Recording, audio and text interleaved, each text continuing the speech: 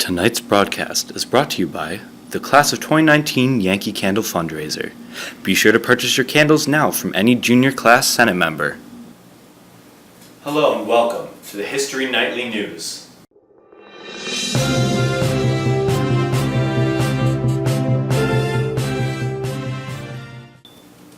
I'm your anchor, Matthew Allender, and I have a basketball game tomorrow.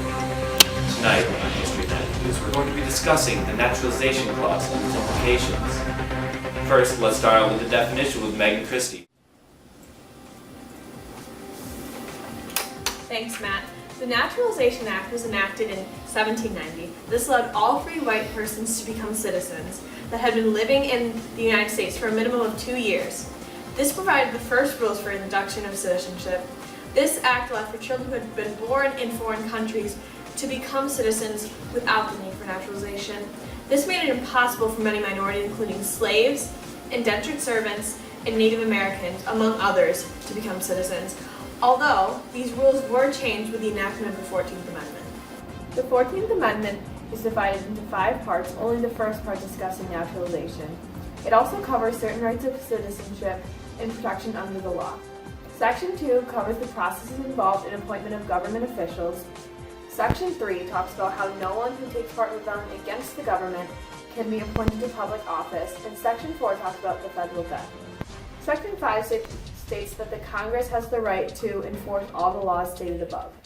The 14th Amendment was ratified in 1868 after the American Civil War. Many changes have been made since then to include other groups that were not originally included. In 1870, African Americans were included.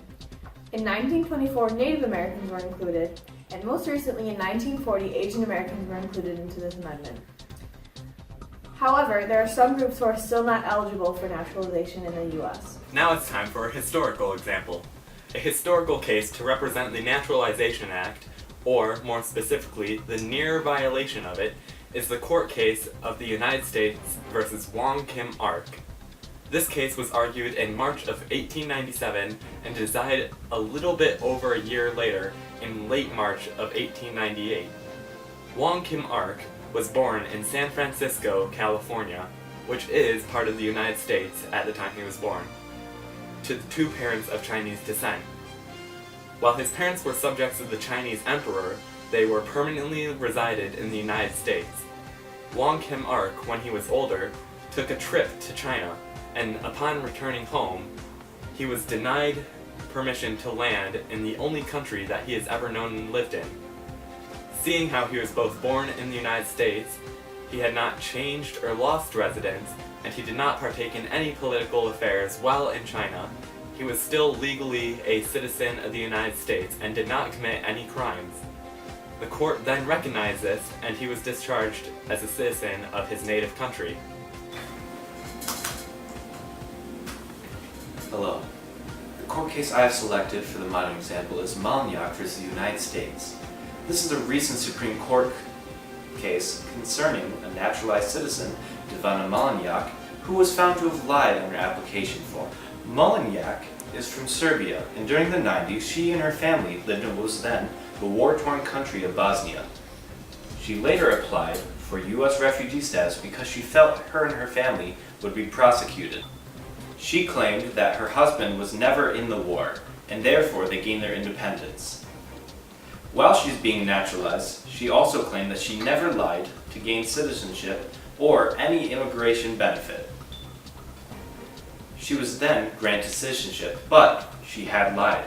Her husband had indeed served in the Bosnia-Serbian army, and even participated in the Srebrenian massacre. This was a mass execution of 8,000 Muslims. When this was discovered, she was tried and convicted with criminal denaturalization, which is the stripping of one's citizenship, and then also later deported, which she then appealed in court. Eventually, this case arrived in the Supreme Court. During the case, Malignagh argued that her lies were, quote, not material, end quote, and therefore would not have affected the Immigration Office's decision. The judges agreed with her and she eventually won the case. However, her victory may not be enough to guarantee her return to the U.S. because the Supreme Court decided to give the case back to the lower courts. where they would retry it under less strict regulations due to the significance of her lie.